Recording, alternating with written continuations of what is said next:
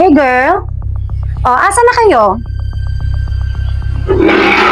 Okay, i-ready ko na yung table natin ha. Nakapag-withdraw na ba kayo? Damihan nyo ha. Yes! Ready na ako dito girl. Okay, hintayin ko kayo sa hapon. Okay, bye!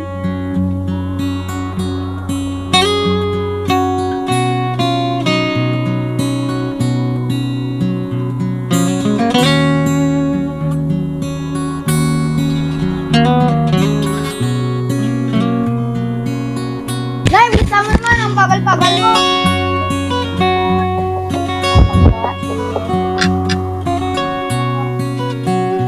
Anak, dalawa lang kayo. Si kuya niyo. Ano ba? Ikaw na gumising. Kumakain kami.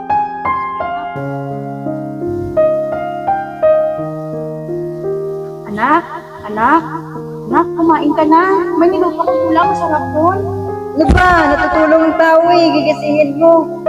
Alam mo naman niya, itlog lang palagi ang ulam. Hindi itlog tuyo. Mga anak, nandiyan yung mga baon nyo. Tingnan nyo na sa mesa, iniwan ko kayong mga baon. Tapos, maglalako lang si nanay nyo, ha? 10 piso na naman.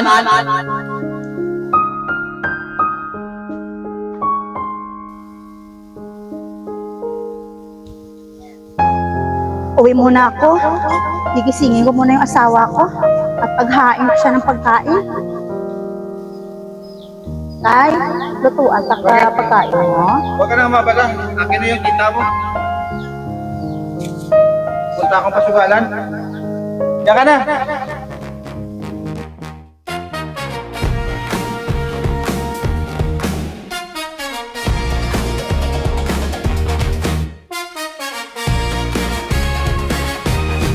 Tinapay!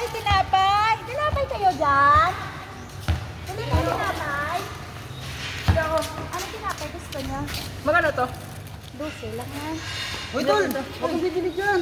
Pangit ang tinitinda niyan, tapos pinag-uusapan niya dito, naswang yan.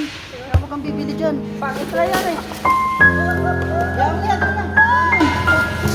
Ano yung pinakapalit mo? Ay, hindi nung ganyan ko.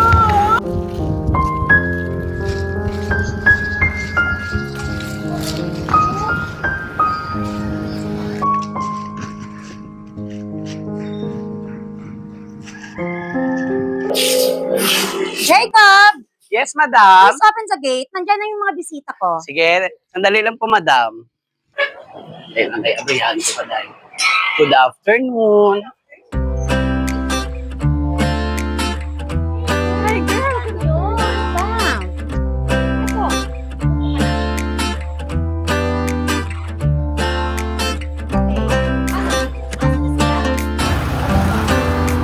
Napakaganda ng ano nila dito, no? Tuwagin mo, Mars.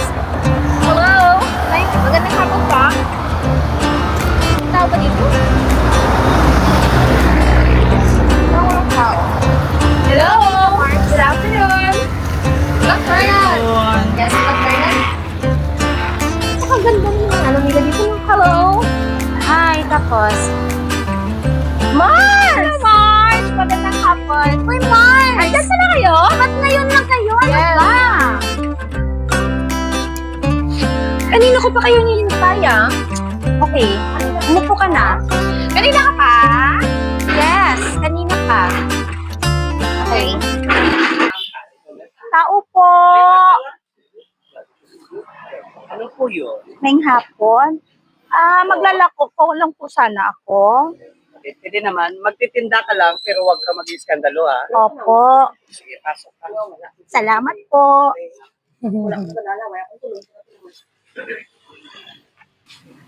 Magandang hapon po, mga ma'am.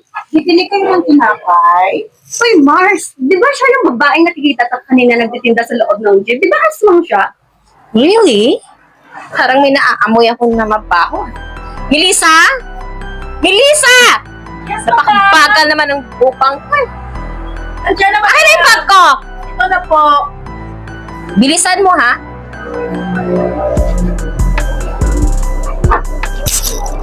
pakihilot ang likod ko. Ako po. Parang magbaho ko. Alam mo? Ang baho-baho mo!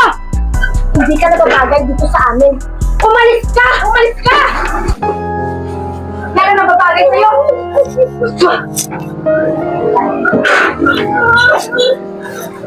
Umalis ka! Ano ba? Napakabagal mo ah! Bilisan mo! Sispusa ka rin ano? Sorry, madam. Ika nga! Yan siya yung babaho. Ito ba kailangan mo? Bariyan na yan sa amin ha? Tandaan yan. Na. Sige. Bilisan mo. Sir, hindi ka pa aalis. Ano pang hinihintay mo? Umalis ka na nga dito. Tama na! Lahat ng mangungutya at panglalait sa nanay ko, ginagawa niyo. Ano bang kasalanan ng nanay ko, ha? Sino ba kayo? Hindi mo ba alam pinagkakawalan kayong aswang dito sa barangay natin? Wala, Walang kwentang nanay mo yan. Alisin siya dito. wala, Ang baho-baho niya. wala kayong karapatan magsabihan ng ganyan kami. Porket ganyan ang nanay ko, ginaganyan niyo kami. Ha? Lahat naman ng sakripisyo ginagawa niya sa amin. Umalis na kayo Kahit dito! sino ba kayo, ha? Nang mapira kayo, ganyan-ganyan kayo. Tara na, Nay, uwi na tayo. Pabayaan mo na sila. Ganyan kasi sila, mga mayayaman. Mukhang pera ang mga tao niya.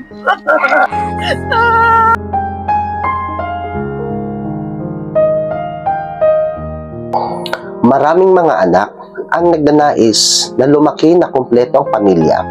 Ngunit sa kasamaang palad, ito'y hanggang pangarap na lamang. Meron naman mga kabataan na kumpleto ang magulang. Ngunit kinulang sa pagmamahal, respeto at pag-unawa. Ang ating mga magulang ay meron mga kakulangan, hindi perpekto at minsay nadadapa. Ngunit ang salita ng Panginoon nagsasabi, Ephesians 6 verse 1 hanggang sa verse 3, mga anak, sundin ninyo ang mga magulang ninyo, alang-alang sa Panginoon dahil ito ang nararapat gawin. Igalang ang inyong ama't ina, ito ang unang utos na may kasamang pangako, upang maging mabuti ang iyong kalagayan at mabuhay ka ng matagal. Nawa, ang eksenang iyon ay magbibigay ng malaking leksyon sa bawat isa sa atin. We are from Team PCCS. God bless us all.